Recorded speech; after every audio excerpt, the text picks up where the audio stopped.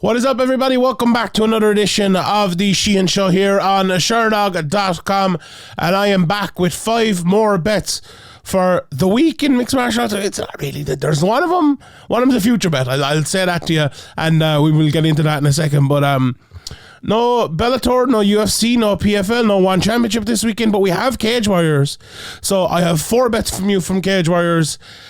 For you even, from Cage Warriors. And I have one future bet that I'm going to look at in a fight that could materialise here over the next few weeks. So we'll get into that in a second. As a good week last week again. We had a few winning bets. Lots of fights last week. The Angela Lee fight was one that lost, but that was very close as well. You know, a lot of people thought Angela Lee had won it, so a good week overall. We had, I think we did, I must look back on it, but we had Latifi, we had a couple of bets anyway, that came on. Mackenzie Dern almost got that finish in the big plus 1200. That didn't end up working out, but, you know, a good week in general for betting. If you're watching this show, please bet responsibly. As we know, it's with no UFC and none of the maybe the bigger cards, it's hard. Maybe it's harder to pick out bets. Sometimes it's easier to pick out bets on the Cage Warrior shows.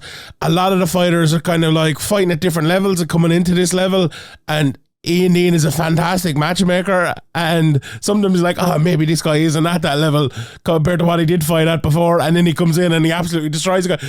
That can happen with Cage Warriors, so beware of that, I will say, before I give you these bets. But do you know what? I've gone for in this first 2 bets anyway, people I know and people I trust and people I think are really good fighters, and I've kind of backed that early doors here. So let's start. Apologies again if my voice is a bit hoarse. I'm almost over my Rona bout. Thanks very much, Bellator, but I'm almost there. So we won't. This is hopefully the last complaint you hear from me on one of these videos about it anyway. So I'm nearly there. First bet I'm going for Madars-Fleminas at Cage Warriors as my first bet of the week, and he's minus 130 as we stand right here right now. Now, obviously, these bets can move. The betting lines literally just came out. Obviously, I have to record this and get it out there. There's no props or anything out at the time of recording, so all of these bets are straight up bets. But I'm going for Fleminas to win straight up at minus 130 in his fight with Carlo Pedersoli Jr. Now, if anyone doesn't know Fleminas, he's called the Latvian Express, but I like to call him the prospect killer, because in his last 2 fights, he's beaten Oban Elliott and Jesse Urholland. To me, arguably 2 of the best prospects in Cage Warriors over the last few years. You know, with obviously you add in the likes of Ian Gary and Paul Hughes and all of them, but they are 2 of the best. Back in 2019, he beat George Hardwick, you know, who's the champion at the moment. He's beaten Matthew Bonner. He's beaten Mick Stanton. He's some really, really, really good wins. Now, this guy, he's had, let me just look here, 1, 2, 3, 4, 5, 6, 7 fights in a row in Cage Warriors, and he had one before that as well, back in against Matthew Bonner back in 2019.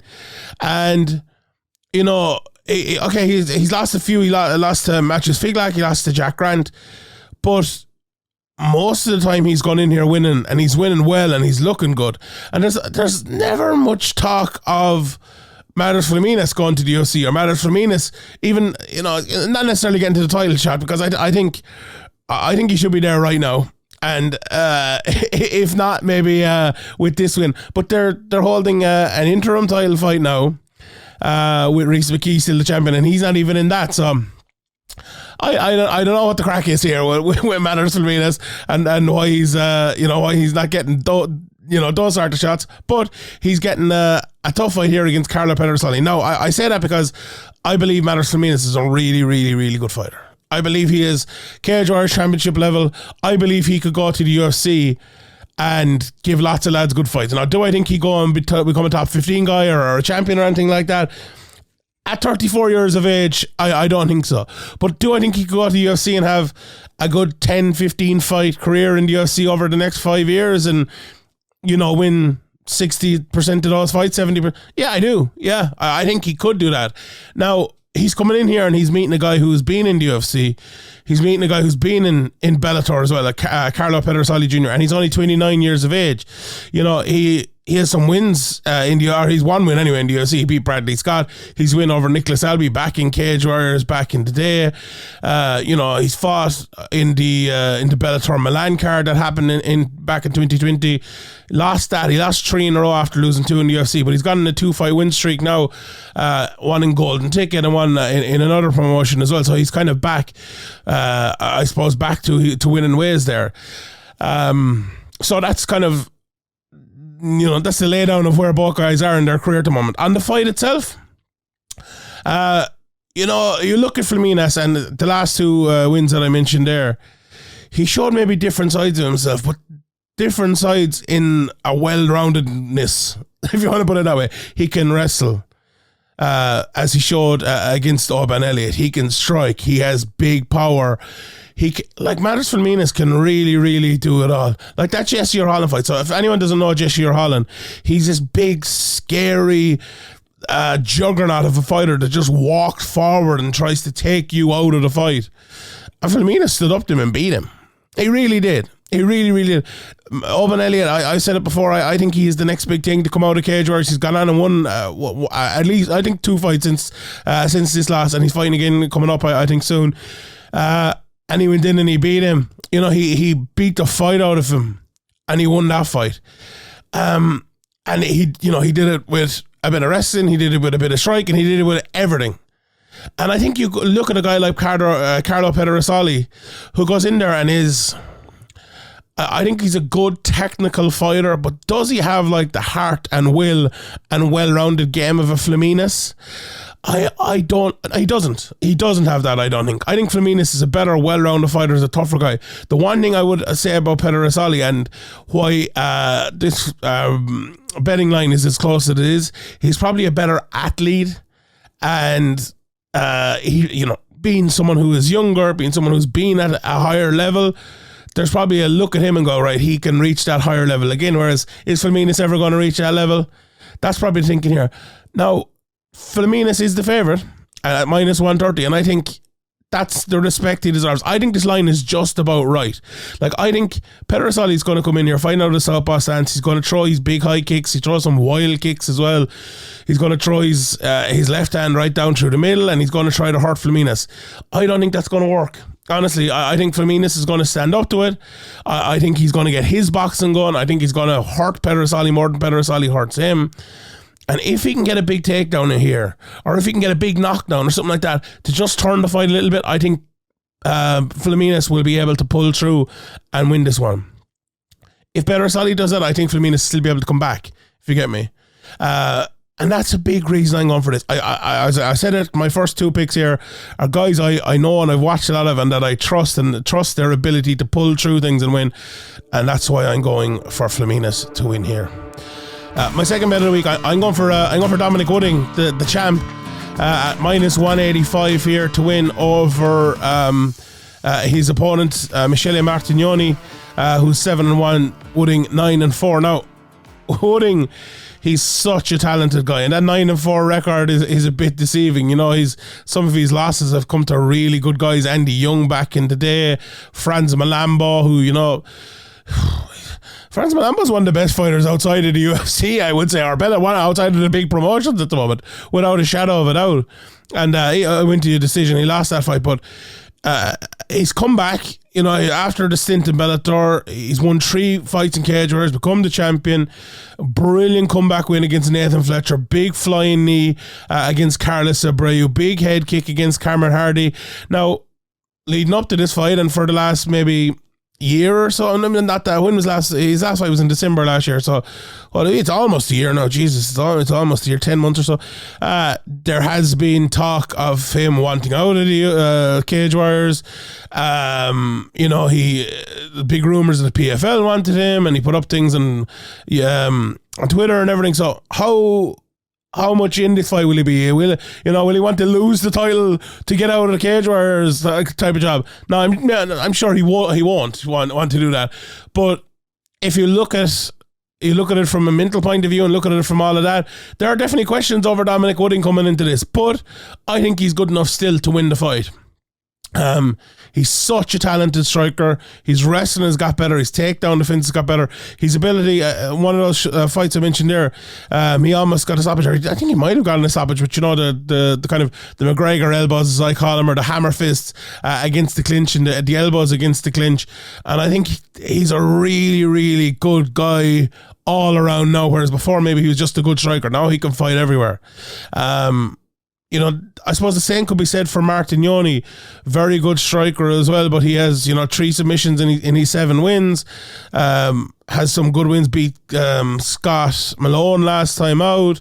His only losses to Nathan Fletcher. You know, his good wins over Simeone Adana, who's fought in Bellator, and that was actually in Bellator, that fight was as well, beating Wesley Maya, amongst others as well. So, you know, Martignoni is a good fighter, but watching a lot of these fights, a lot of them kind of turn into kickboxing matches, and even though he is a good kickboxer, I think Dominic Wooding is just a level above.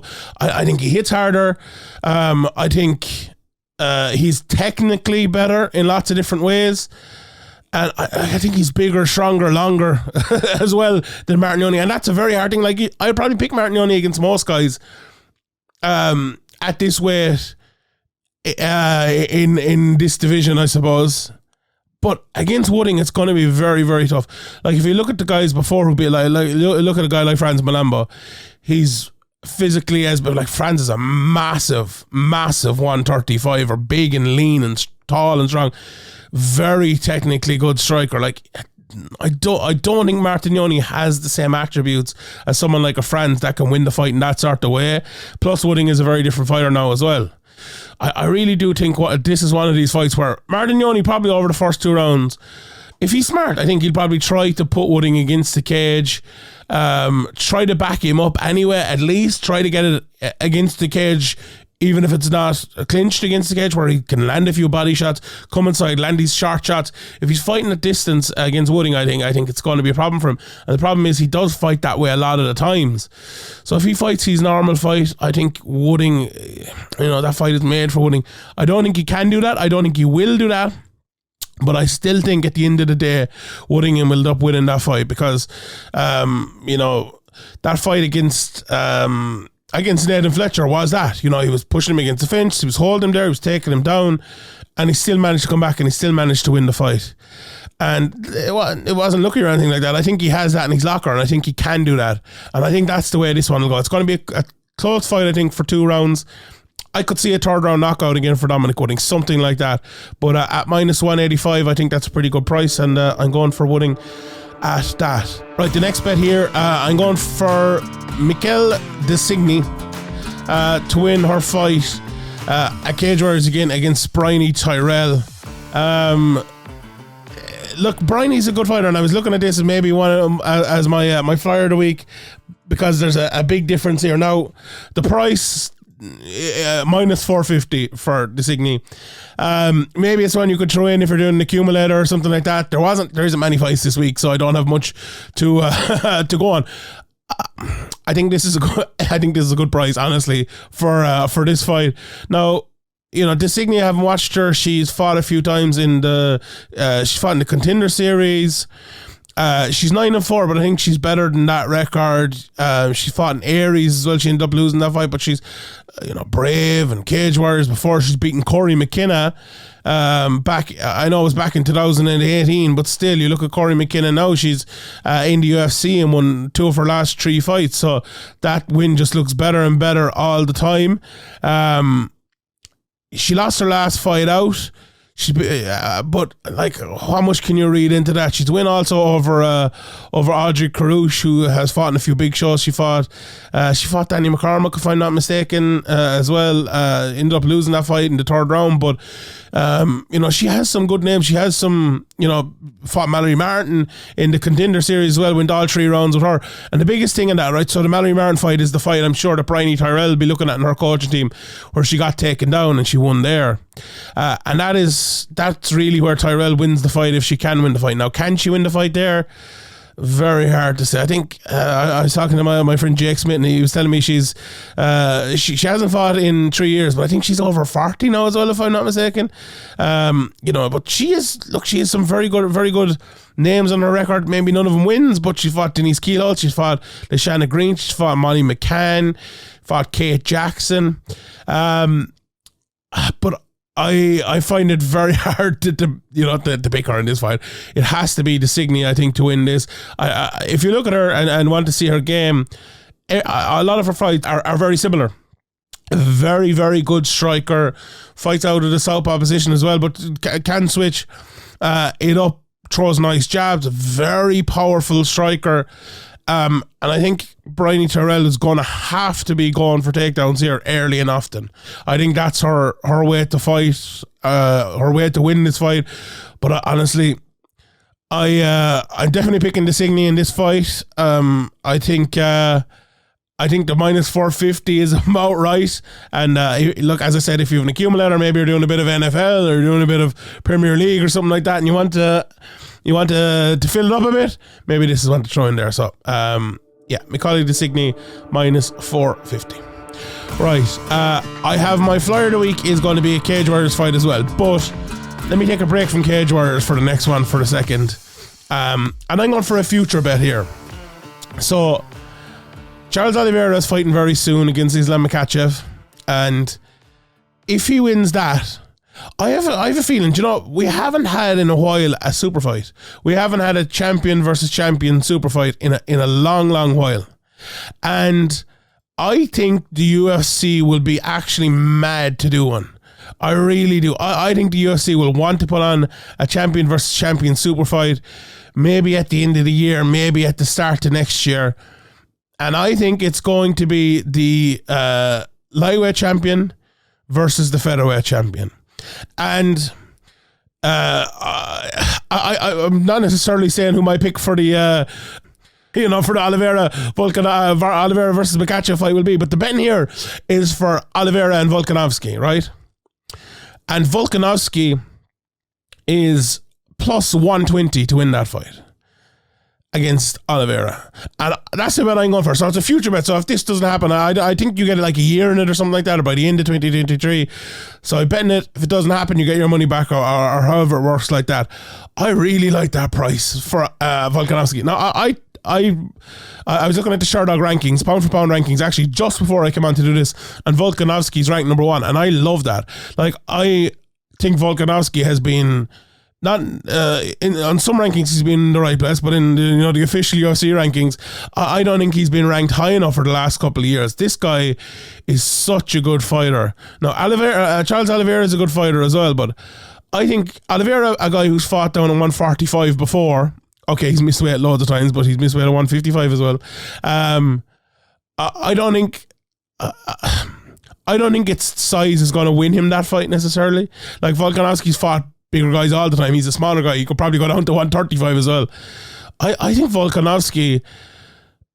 could Volkanovski go in there and box up Charles Oliveira? He absolutely could. Do you see Charles Oliveira landing big shots on Volkanovski, putting him down and submitting him? I don't think so. Like, Brian Ortega almost did it, to be fair. He almost did it. But I think Volkanovski has improved again since that. And I don't think he's getting taken down in that fight. I don't think he's getting put down in that fight. And I think if he's careful on the feet and doesn't land a big shot, I'm talking about a fight that's not booked and might never happen, but go with me here for a second. We're talking about future betting.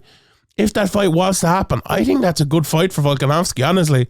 I really do. I think he's better than him on the feet. I think he can avoid the big shot, and I think he can avoid the ground game as well, and well enough to win that fight.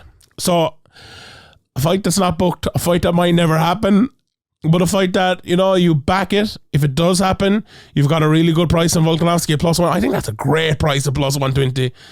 I think Volkanovski, I'd have him as favourite to win that fight, really. I honestly would. I don't know what everyone, maybe people disagree with me there, but I think Volkanovski +120 future betting. As I said, you get the money back if it doesn't happen. +120. We will go with that for this week. Right. My flyer of the week. This is a very interesting bet. So, all right, I'm putting all my local European MMA knowledge together for this one.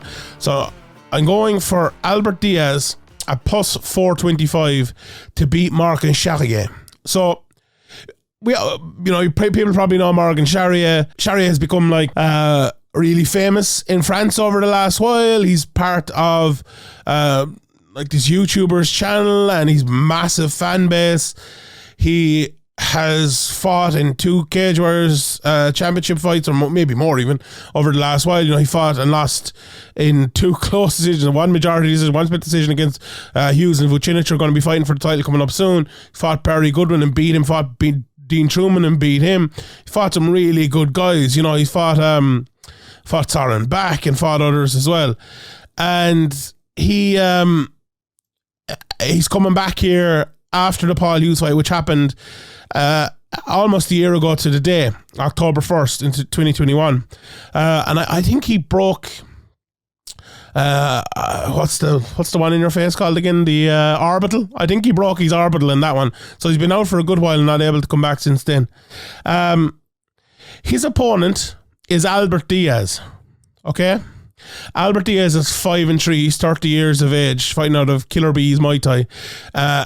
And his last fight, I was at it. It was in February 2020, before the Rona came and all of that, against Richie Smullen. And if anyone knows Richie Smullen, he was in Tough, Irish fighter, very, very good fighter. Since that fight, he's won 1, 2, 3, 4 fights in a row. He's become, I think, a 2-weight champion over in the RFP promotion.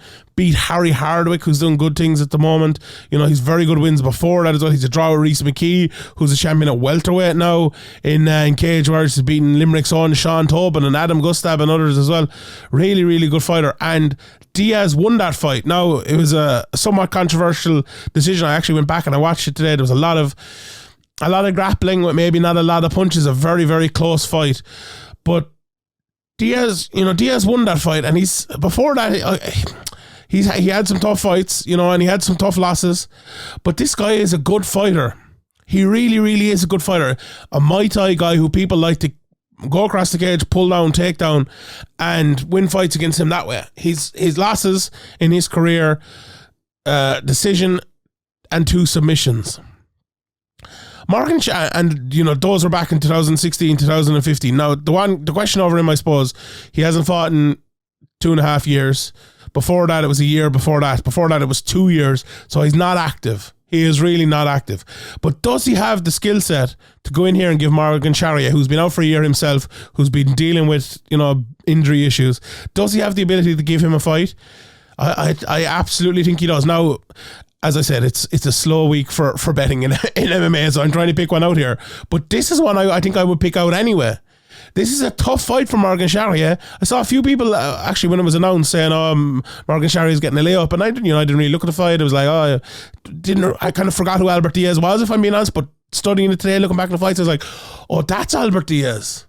So I think this is one of these ones where it could be a potential a sticky one, as we'd say here in Ireland, for Morgan Charriere.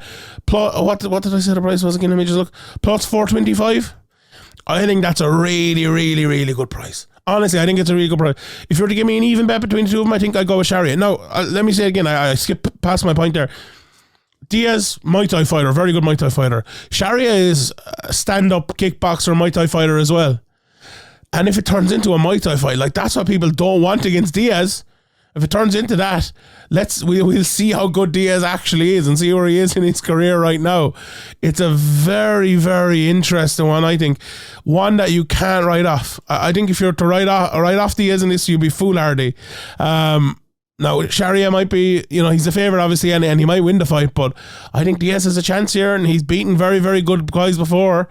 Like, if you put Charriere in there with Richie Smullen, who would you pick? I'd probably pick Richie Smullen, if I'm being honest, and Diaz's win over Richie Smullen, albeit controversial.